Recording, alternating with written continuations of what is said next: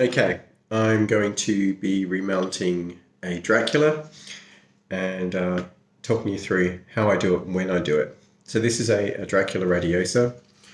You can see that it is in need of repotting because the plant is actually starting to come out of the pot.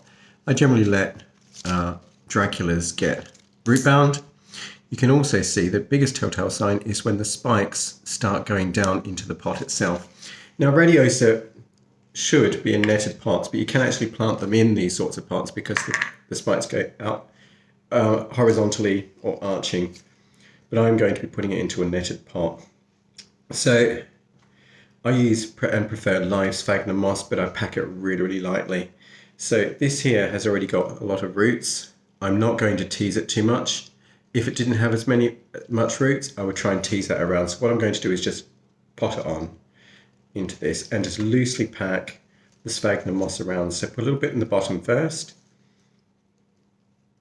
So it's there. What we can do actually while we're at it is get that spike and just make sure that we're protecting it. So we're going to put that, well, we'll pack a little bit more moss here and then pop that over top of it. There we go.